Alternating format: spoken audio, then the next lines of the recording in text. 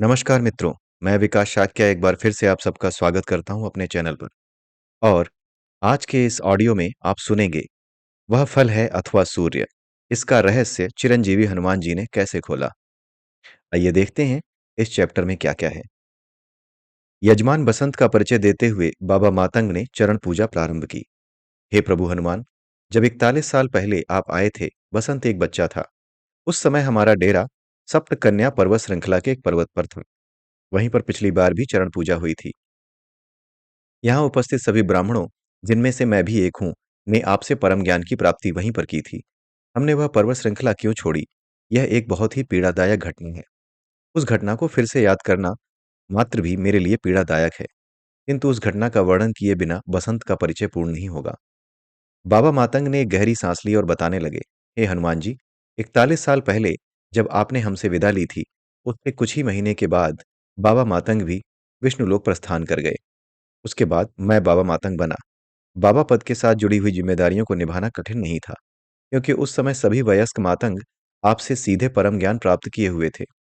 उन सबको पता था कि तन मन विवेक की पूर्णता, पवित्रता के साथ कैसे जीवन जिया जाता है।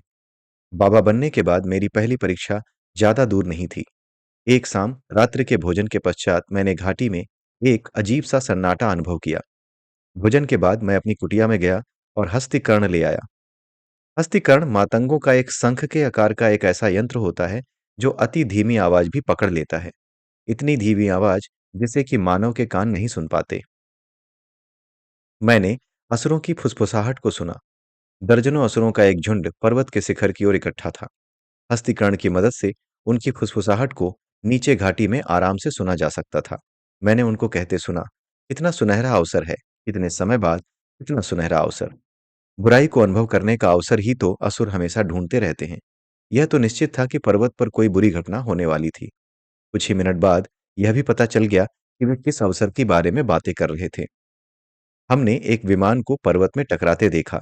विमान में सवार सफर कर रही दर्जनों आत्माएं अपनी देहों से बाहर हो गईं और विमान आग के गोले में बदल गया। सेतु टिप्पणी। यहाँ पर जिस विमान दुर्घटना का जिक्र हुआ है, वह संभवतः मर्तिन एयर फ्लाइट संख्या 138 का जिक्र है, जो 4 दिसंबर 1974 को सप्त कन्या पर्वत पर दुर्घटनाग्रस्त हो गई थी। यह इंडोनेशिया से कोलंबो जाते हुए मक्का जा रही एक चार्टर्ड फ्लाइट थी। सेतु द्वारा श्रीलंका के अधिकारियों के साथ पुष्टि किए गए दस्तावेजों के अनुसार इस दुर्घटना में 182 हज यात्री और 9 चालक दल के सदस्य मारे गए थे। घाटी का सन्नाटा अब जंगल के पक्षियों और पशुओं की चीखों में बदल गया था। मैंने बाबा मातंग के रूप में अपना पहला महत्वपूर्ण निर्णय लिया। मैंने सभी मातंगों को वह पर्वत छोड़कर सप्त कन्या श्रृंखला से सबसे दूर स्थित पर्वत पर स्थानांतरित होने का निर्देश किया, क्योंकि मुझे पता था कि पौ फटते ही वहां बाहर वाले लोग और राजा के सैनिक दुर्घटना का विश्लेषण करने के लिए आ जाएंगे। राजा के सैनिक का अर्थ है श्रीलंका के सुरक्षा बल। उस समय बसंत के पिता के अलावा सभी मातंग उपस्थित थे। वह अपने पूर्वजों की बात करने के लिए पर्वत शिखर की ओर गया हुआ था। जब घबराए हुए पक्षी कुछ समय बाद अपने अपने घोंसलों में बैठ गए, तब मैंने पक्षियों के द्वारा बसंत को संदेश भेजा। विमान दुर्घटना उसके बहुत समीप हुई थी, किंतु वह सुरक्षित था। मैंने उसको तुरंत नीचे घाटी में उतर आने को कहा। हे हनुमान जी, आपको तो पता है कि हम मातंग लोग केवल एक ही भौतिक खजाना अपने पास रखते हैं। उन रत्नों का खजाना जो मातंगों के हर परिवार को पीढ़ी दर पीढ़ी विरासत में मिला है। ये रत्न हमें पूर्वजों के संपर्क साधने में सहायक होते हैं। जब भी कोई धर्म संकट आता है, तो हम अपने पूर्वजों से संपर्क साधते हैं, जो हम मानते हैं कि वे अब भी समय के सकारात्मक निर्देशांकों यानी भूतकाल में जीवित हैं। पर्वत से जल्दी-जल्दी उतरने के प्रयास में बसंत के पिता अपने रत्न खो बैठे। अंधेरा घना था और बसंत के पिता के पास जो मसाल थी, उसका प्रकाश इतना नहीं था कि रत्न ढूंढे जा सकते। लंबे प्रयास के पश्चात भी जब उसे रत्न नहीं मिले, तो मैंने उसे वहां चट्टानों पर निशान लगाकर नीचे उतर आने को कहा, ताकि हम रत्न बाद में ढूंढ सकें। हमने रातों रात वह स्थान खाली कर दिया और सप्त कन्या श्रृंखला के सबसे दूर स्थित पर्वत पर चले गए।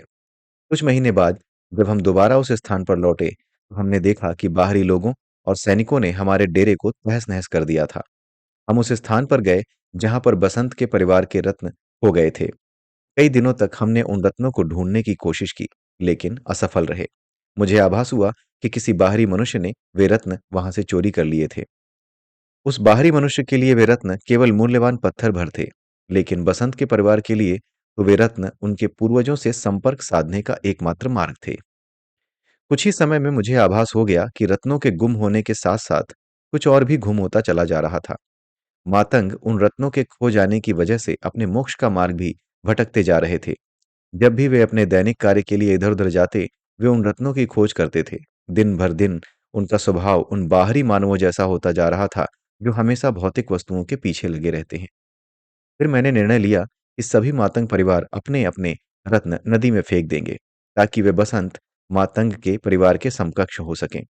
इस निर्णय को लागू करने के लिए आपकी आज्ञा लेने के लिए मैंने एक पूजा का आयोजन किया, लेकिन आपने आज्ञा नहीं दी। आपने परामर्श दिया कि मैं बसंत के परिवार को गोद ले लूं, ताकि मेरे रत्न वे भी प्रयोग कर सकें। मैंने वैसा ही किया। उन खोए हुए रत्नों की बुरी यादों को पीछे छोड़ने के लिए सभी मातंगों ने सप्त कन्या पर्वत श्रृंखला का त्याग कर दिया और यहाँ आ गए। हे हनुमान जी, यह चरण पूजा के पहले यजमान बसंत का परिचय मैंने दिया। उसके पिता अपने पूर्वजों की उस धरोहर को खोने के सदमे को कभी भुला न सके। उसकी देह बूढ़ी होकर प्राणहीन हो गई, लेकिन उसकी आत्मा विष्णुलोक में नहीं गई। उसकी आत्मा अब भी यहाँ है, देहहीन, केवल एक इच्छा लिए हुए, अपने परिवार को वे रत्न वापस लेते देखना। एक आत्मा की केवल एक इच्छा हो और उसके कर्मों का खाता बिल्कुल खाली हो, तो ऐसी आत्मा इस कलयुग में नई देह धारण नहीं कर सकती। जैसे ही इस आत्मा की एकमात्र इच्छा पूर्ण हो जाएगी, वह विष्णुलोक को चली जाएगी। लेकिन मेरी चिंता बसंत को लेकर है। बचपन में इसके परिवार के ऊपर गुजरी इस विपदा के कारण बहुत सारे असुरों और सुरों ने इसकी आत्मा को प्रभावित किया है, जिसके चलते इसके कर्म खाते में बहुत सारे कर्म जमा हो गए हैं। इसीलिए मैंने इसे चरण पूजा के पहले घंटे का यजमान बनाया है। अगर जरूरत पड़े तो इसे हर रोज चरण पूजा का अवसर प्रदान किया जाए, ताकि इसके कर्मों का परिष्करण हो सके। वै जैसे ही बाबा मातंग ने बसंत का परिचय समाप्त किया, होतर उर्वा खड़ा हो गया। उसने पूछा, हे हनुमान जी, मैं यह जानने को उत्सुक हूँ कि वे रत्न इस समय कहाँ हैं? क्या वे उसी मनुष्य के पास हैं जिसने उनको सप्त कन्या पर्वत से चोरी किया था? क्या बसंत के परिवार को वे रत्न वापस मिल पाएंगे? अगर नहीं, तो बसंत के पिता की आत्मा को मुक्ति कैसे मिलेगी? हनुमान जी मुस्कुराए। यह मुस्कुराहट इस बात का इशारा थी कि प्रश्न का उत्तर सीधा नहीं होने वाला है। हनुमान जी ने उत्तर दिया, अगर उन रत्नों को पाने की इच्छा यहाँ है, तो रत्न भी यहाँ है। लेकिन यह कलयुग है प्रभु। कलयुग में प्रकट की हुई इच्छाएं संख्या में अपरिमित है, और उसके ऊपर उन इच्छाओं के मध्य विरोधाभास है, सो अलग। उदाहरण के तौर पर जिस मनुष्य ने वे रत्न चुराए थे, उसकी इच्छा और बसंत के परिवार की इच्छा अवश्य विरोधाभासी होंगी। दोनों तरफ ही रत्न लेने की इच्छा होगी, और मुझे संदेह है कि असुर भी उसी मनुष्य का साथ दे रहे हैं जिसने वे रत्न चुराए थे। तभी तो हमें वे रत्न प्राप्त नहीं हुए। उर्वा इस उम्मीद में यह सब बोला कि हनुमान जी उसे कोई सरलता दे सकते हैं। हनुमान जी ने उत्तर दिया, जिस मनुष्य ने वे रत्न चुराए थे, उसके जीवन में शांति भंग हो गई। किसी ज्ञानी पुरुष के कहने पर उसने उन रत्नों को एक डिब्बे में डालकर नदी में फेंक दिया। वह डब्बा तैरते हुए समुद्र में पहुंचा। फिर सालों समुद्र में रहकर डब्बा छीड़ हुआ और समुद्र तल में डूब गया। तो वे रत्न समुद्र तल में हैं। पूर्वा की आंखें एक बारगी तो चमक उठीं, लेकिन अगले ही क्षण आए विचार ने वो चमक खो दी। लेकिन वहां से रत्न वापस आएंगे कैसे? हनुमान जी पुनः मुस्कुराए और अपने शब्द दोहराए, अगर उन रत्नों को प्राप्त करने की इच्छा यहाँ है, तो रत्न भी यही है। लेकिन यह कलयुग है, उर्वा बुदबुदाया। बाबा मातंग ने उलझन में फंसे उर्वा को समझाया, हम इस समय हनुमंडल के अंदर खड़े हैं, और यहाँ पर सतयुग जैसा है। अगर यहाँ कोई इच्छा प्रकट की जाती है, तो वह बिना किसी विरोधाभास जनित अवरोध के पूर्ण हो जाएगी। वे रत्न जहां भी हों, वे यहीं हनुमंडल में आ जाएंगे। जब बाबा मातंग ने अपना वक्तव्य पूर्ण किया, अनुमंडल के बाहर खड़े असुरों और ऊपर उड़ रहे सुरों में हलचल दिखाई दी। बाबा को एहसास हुआ कि उस हलचल का स्रोत वे नहीं, अपितु बसंत था, जो अपनी जगह पर आंखें बंद किए बैठा था और होठों से कुछ गुदगुदा रहा था। स्पष्टतः वह रत्न प्राप्त करने की इच्छा प्रकट कर रहा था। बाबा तुरंत बोले, रुको रुको, ऐसा मत करो। सबने बसंत की तरफ जिज्ञासा भरी दृष्टि से देखा, विशेषतः उर्वा ने। बाबा मातंग बोले, बसंत, तुम्हें पता है तुमने अभी अभी कितनी इच्छाएं प्रकट की? 1000 से भी ज्यादा। हाँ, इच्छाएं जागृत मन से ही नहीं, अपितु अर्ध जागृत और सुप्त मन से भी प्रकट होती हैं। जब तुम अभी अभी अपने जागृत मन से रत्न वापस करने की इच्छा व्यक्त कर रहे थे, उन्हीं कुछ पलों में तुम्हारा अर्ध जागृत तथा सुप्त मन उन त्रासदीपूर्ण घटना से लेकर आज तक की रत्नों से जुड़ी तुम्हारी सभी स्मृतियों को खंगाल रहा था। कुछ ही पल में तुमने हजारों इच्छाएं प्रकट कर दी। अगर तुम्हें अपनी रत्न वापस करने की इच्छा पूर्ण करनी है, तुम्हें केवल वही इच्छा प्रकट करनी होगी, उसके साथ कोई भावना अथवा कोई अन्य इच्छा जोड़े बिना। इस समय तुम ऐसा नहीं कर रहे हो। तुम्हें सबसे पहले अपने कर्मों को परिष्कृत करना होगा। अतः जब तक मैं अर्पण की प्रक्रिया पूरी न कर लूं, कृपया शांत बैठे रहो। मैं क्षमा चाहता हूँ। बसंत खड़ा होकर बोला। अब मैं आपके विद्वत्तापूर्ण शब्दों से प्रबुद्ध हो गया हूँ। मैं शांति से बैठूंगा। कृपया करके प्रक्रिया शुरू करें। जब बसंत अपनी जगह पर वापस शांति से बैठ गया, बाबा मातंग ने अर्पण की प्रक्रिया शुरू की। हनुमान जी को संबोधित करते हुए बोले, हे हनुमान जी, अगर बसंत की आत्मा यहाँ एक मातंग के रूप में उपस्थित है, तो यह इसके पिछले कर्मों के कारण है।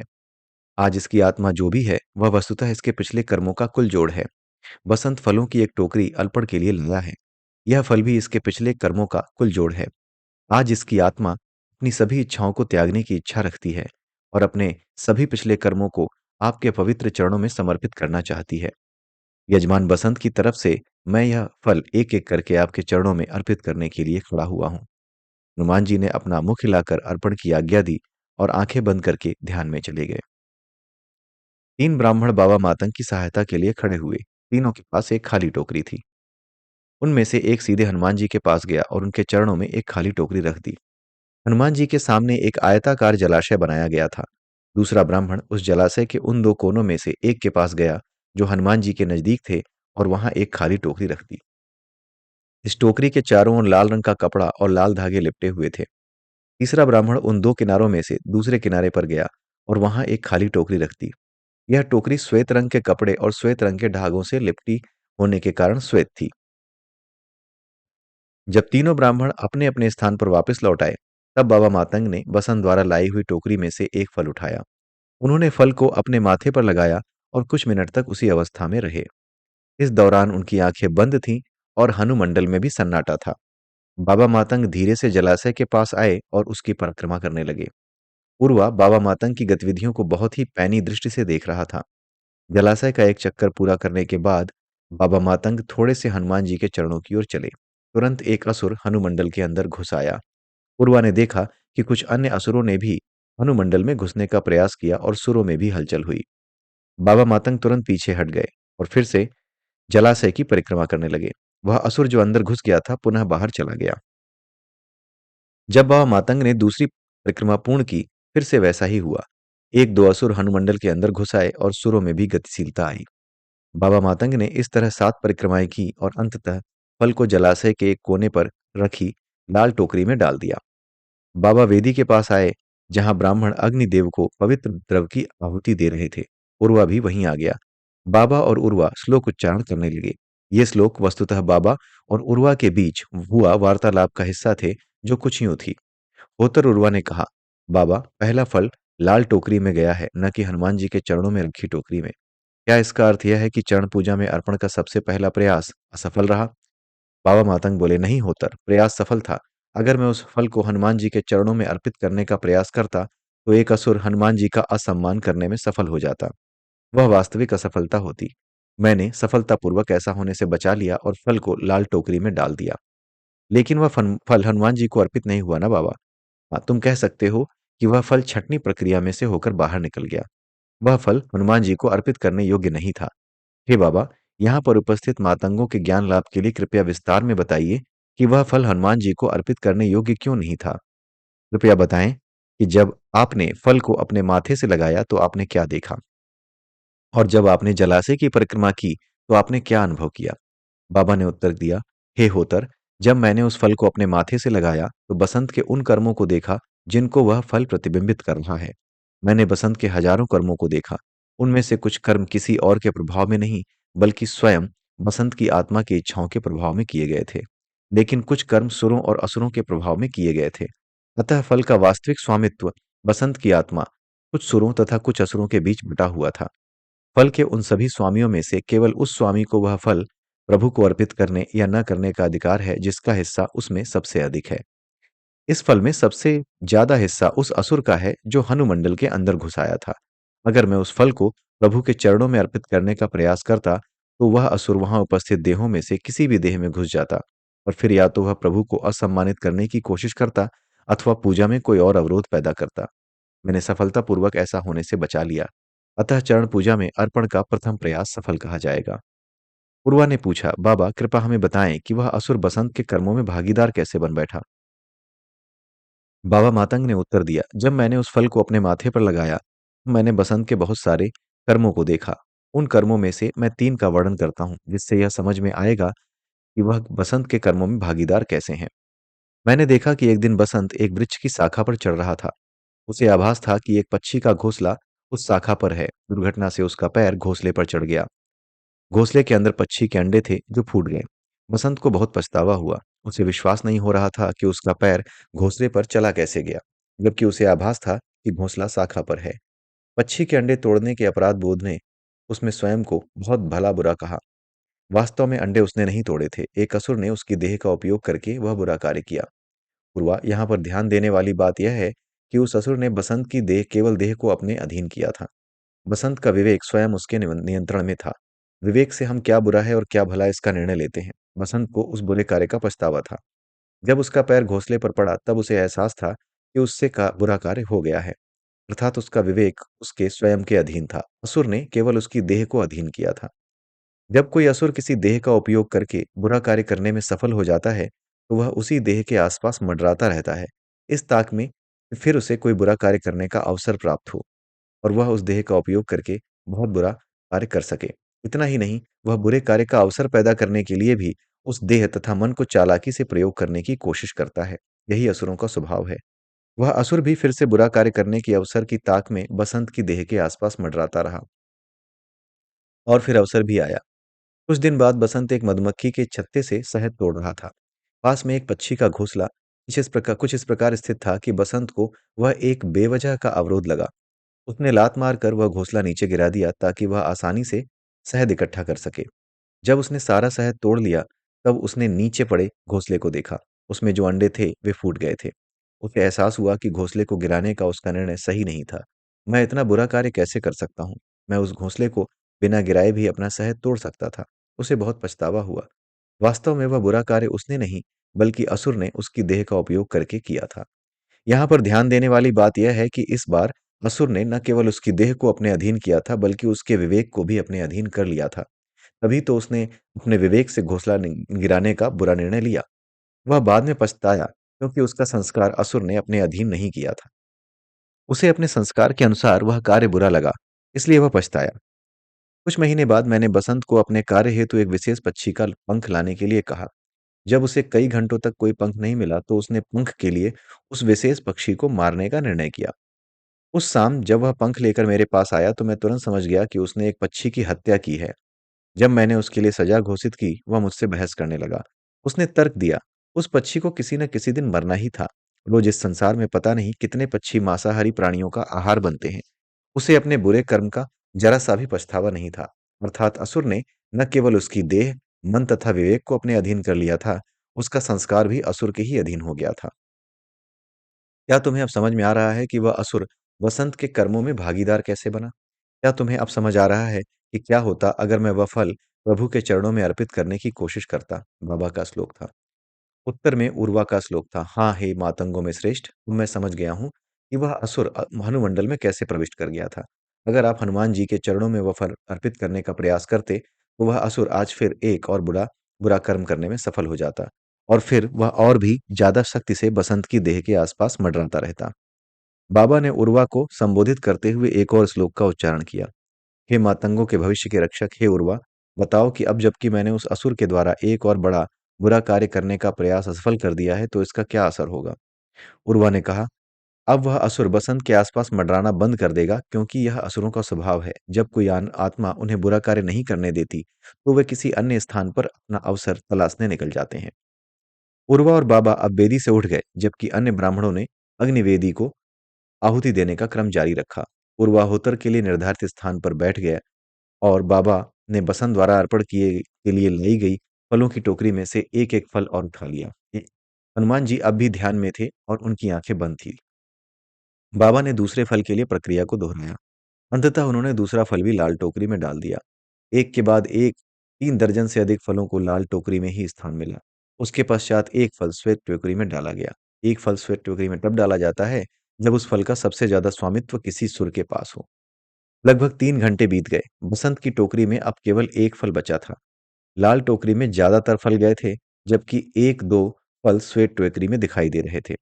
जब कोई फल श्वेत या लाल टोकरी में गिरता था, तब बसंत की आत्मा हल्का महसूस करती थी, क्योंकि उसको सुरों और असुरों के प्रभावों से छुटकारा मिल रहा था। बाबा मातंग चिंतित दिखाई दे रहे थे। इसका कारण यह था कि हनुमान जी के पवित्र चरणों में रखी टोकरी अब भी पूरी तरह खाली थी। अभी तक एक भी फल इस योग्य नहीं था जिसे हनुमान जी को अर्पित किया जा सके। यह शुभ संकेत नहीं था, विशेषकर इसलिए कि यह चरण पूजा का सबसे पहला अर्पण था। यह बाबा मातंग पवित्रता के दम्भ को भी छोड़ती। वह हमेशा उदाहरण देते थे कि बाहर वाले मनुष्य किस प्रकार सुरों तथा असुरों के अत्यधिक प्रभाव में रहते हैं, लेकिन वहां उन्हीं के कुल का एक मातंग एक भी फल ऐसा नहीं ला पाया जो हनुमान जी को अर्पित करने योग्य हो। जब बाबा मातंग ने बसंत की टोकरी से अंतिम फल उठाकर अपने माथे से लगाया, तो उनकी सारी आशाओं पर पानी फिर गया। जिन कर्मों का प्रतिबिंब वह फल था, उनमें से ज्यादातर कर्म असुरों और असुरों के प्रभाव में प्रतीत हो रहे थे। उन्होंने जलाशय की परिक्रमा प्रारंभ की। 7 बार परिक्रमा करने के बाद निष्कर्ष निकला कि वह फल भी लाल टोकरी में डालने योग्य ही था। बाबा मातंग उस फल को लाल टोकरी में डालने को झुके ही थे कि उन्हें अच्छा विचार आया। वे जलाशय की 8वीं बार परिक्रमा करने लगे। फल केले का था। 8 बार जलाशय की परिक्रमा करने के पश्चात उन्होंने फल को अपने हाथ में इधर-उधर घुमाया। ऐसा प्रतीत हो रहा था कि वे कुछ आकलन कर रहे थे। उन्होंने केले के छिलके को एक तरफ से छीला और छीले हुए छिलके को लाल टोकरी में डाल दिया, क्योंकि वह किसी असुर के मुख्य स्वामित्व में था। उन्होंने कई बार जलाशय की परिक्रमा की। हर बार केले के एक भाग को अलग किया, आकलन किया कि वह भाग किसके स्वामित्व में है और उसी अनुसार उस भाग को टोकरियों में रखते चले गए। अंततः उन्होंने केले का एक ऐसा छोटा भाग ढूंढ निकाला जिस पर बसंत की आत्मा का पूर्ण स्वामित्व था। उन्होंने केले के उस भाग को हनुमान जी के चरणों में रखी टोकरी में रख दिया। चरण पूजा का पहला अर्पण जो यजमान बसंत की तरफ से था पूर्ण हुआ। हनुमान जी ने अपनी आंखें खोली। उन्होंने अर्पित किए गए केले के छोटे से टुकड़े की ओर देखा और मुस्कुरा दिए। बाबा मातंग विनम्रता से बोले, हे प्रभु, मुझे क्षमा करें। मैंने अपने कुल में अधिकतम पवित्रता के मानक बनाए रखने की कोशिश की है, लेकिन बसंत कुछ विशेष परिस्थितियों में पला बड़ा है, जो सप्त कन्या पर्वत में रत्न खो जाने के बाद शुरू हुए। इसके कर्म सुरों और असुरों ने अत्यधिक मात्रा में प्रभावित किए हैं। यह फल का एक टुकड़ा ही आपको अर्पण कर पाया है। मैं प्रार्थना करता हूँ कि आप उसे अर्पण के लिए और अवसर प्रदान करें। जब तक चरण पूजा चलती है, तब तक हर रोज एक घड़ी बसंत को यजमान बनाया जाए, ताकि वह अपने कर्मों का परिष्करण कर सके। हनुमान जी मुस्कुरा दिए। उन्होंने एक शब्द भी नहीं बोला। हनुमान जी मुस्कुरा भर दिए। उन्होंने एक शब्द भी नहीं बोला।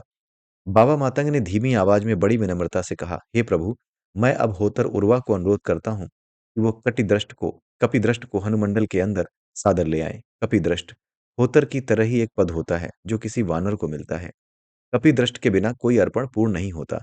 बाबा मातंग के निर्देशानुसार उर्वा कपिदृष्ट वानर को हनुमंडल के अंदर ले आया। कपिदृष्ट एक वानर था। कपिदृष्ट ने हनुमान जी के आसन के चारों ओर परिक्रमा लगाई। यह हनुमान जी को प्रणाम करने का उसका तरीका था। उसके पश्चात वह हनुमान जी के सामने बैठ गया और अपनी मासूम दृष्टि से हनुमान जी को एकटक निहारने लगा।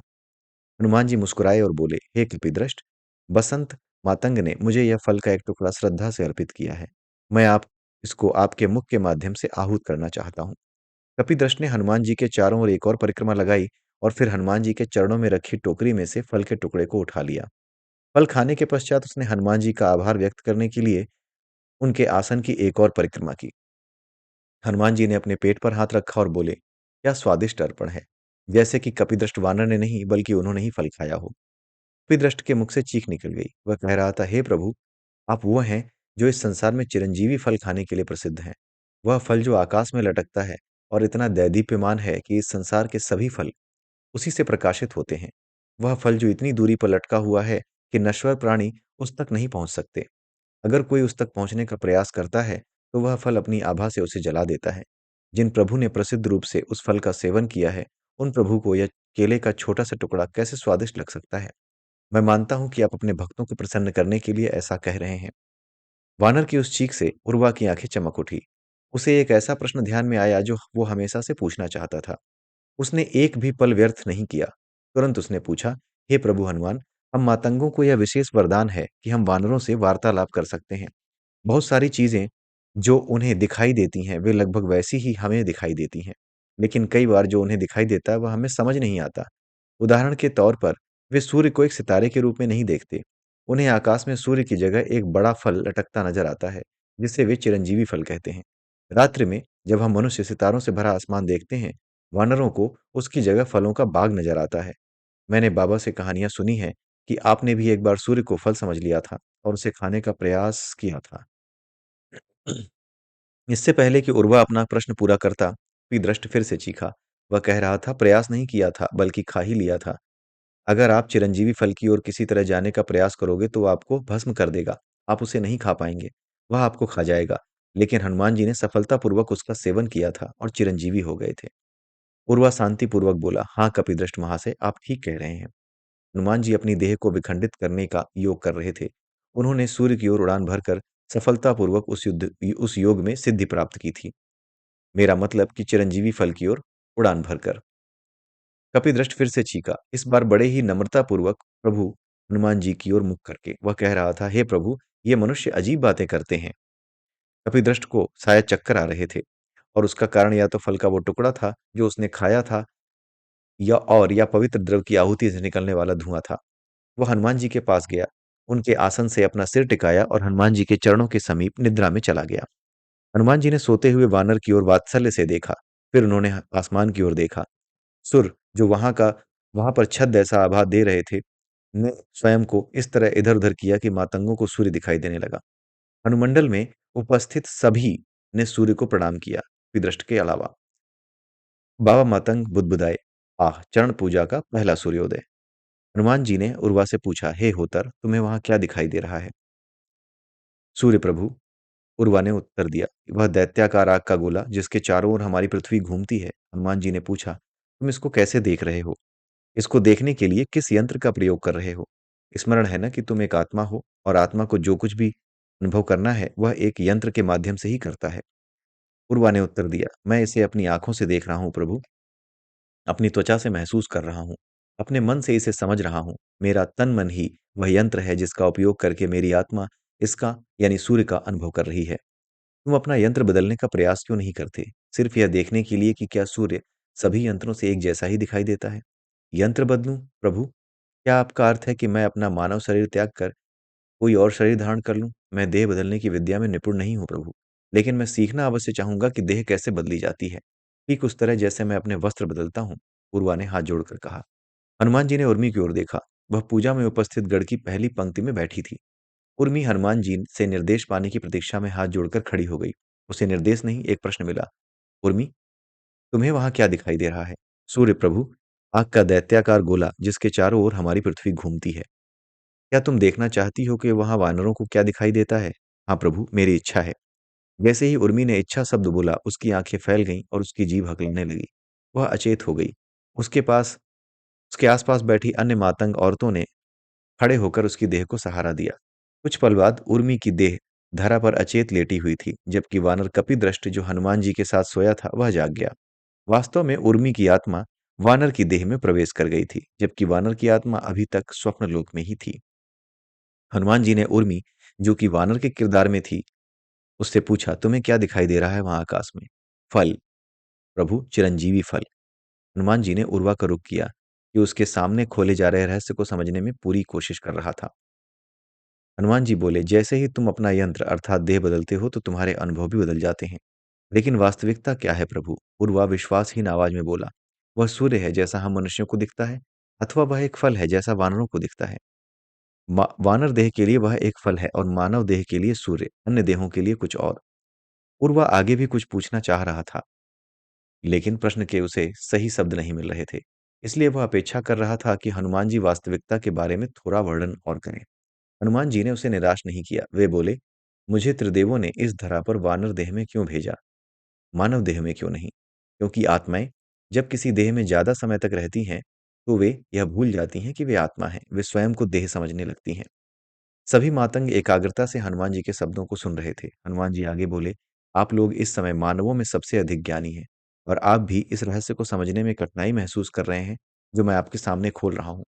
संसार के अन्य मानवों के बारे में विचार कीजिए। वे वानरों के साथ वार्तालाप नहीं कर सकते। वे वानरों का पक्ष नहीं जानते। वे सब लोग सूर्य को केवल सूर्य के रूप में देखते हैं, और उन्होंने यह मत बना लिया है कि जो वे देखते हैं केवल वही एक वास्तविकता है। वे अन्य वास्तविकताओं, जैसे कि वानरों को दिखाई देने वाली वास्तविकता से अनभिज्ञ हैं। उन्होंने सुदूर अंतरिक्ष में खोज करने के लिए बड़े-बड़े यंत्र बना लिए हैं, किंतु वे भूल गए हैं कि मुख्य यंत्र तो उनका अपना तन-मन है। जिन चीज़ों को वे यंत्र कहते हैं, वे तो केवल मुख्य यंत्र अर्थात तन-मन का विस्तार भर हैं। भगवान राम जानते थे कि जैसे-जैसे संसार कलयुग की ओर बढ़ेगा, मनुष्य अन्य वास्तविकताओं से पूर्णतः अंधे हो जाएंगे। इसीलिए उन्होंने इच्छा जताई कि सभी मनुष्य मुझे वानर रूप में पूजें। अगर आप यह नहीं समझते कि मनुष्यों को अनुभव होने वाली वास्तविकता अलग है और वानरों को होने वाली वास्तविकता अलग, तो मेरी पूजा अधूरी है। जिस तन्मयता से मातंग हनुमान जी को सुन रहे थे, वह तब टूटी जब मातंग महिलाएं जहां बैठी थीं वहां हलचल शुरू हुई। उर्मी कराह रही थी। उसकी आत्मा उसकी देह में वापस आ रही थी। कपिदृष्ट वानर भी उठ बैठा। बाबा मातंग ने पूजा की प्रक्रिया चालू करना ठीक समझा। वह बोले, हे प्रभु, अब जबकि फल अर्पण हो चुके हैं, यजमान बसंत आपके चरणों में लाल चूरा अर्पित करने की इच्छा रखते हैं। लाल चूरा हनुमान जी की हर पूजा में आवश्यक है। मातंग इस चूरे को विभिन्न पत्तियों से बनाते हैं। बाबा मातंग ने बसंत की अर्पण की टोकरी के पास रखी लाल चूरे की प्याली उठाई। कपिदृष्ट वानर बाबा के आकर पास आकर बैठ गया। बाबा ने पूरा लाल चूरा कपिदृष्ट वानर पर उड़ेल दिया। कपिदृष्ट पवित्र लाल चूरे में स्नान करके आनंदित लग रहा था। हनुमान जी मुस्कुराए और बोले, मुझे वह दिन आज भी याद है जब भगवान राम ने मुझे लाल चूरा स्वयं अपने तन पर उड़ेलने का निर्देश दिया था। भगवान राम ने मुझे बताया था कि यह लाल चूरा मनुष्यों को यह स्मरण दिलाएगा कि उनकी वास्तविकता ही मात्र वास्तविकता नहीं है। वानरों की अपनी अलग वास्तविकता है और अन्य प्राणियों की अलग। लेकिन कलयुग के इस पड़ाव पर संसार में केवल मुट्ठी भर लोग ही ऐसे हैं जो इस रहस्य को समझ सकते हैं।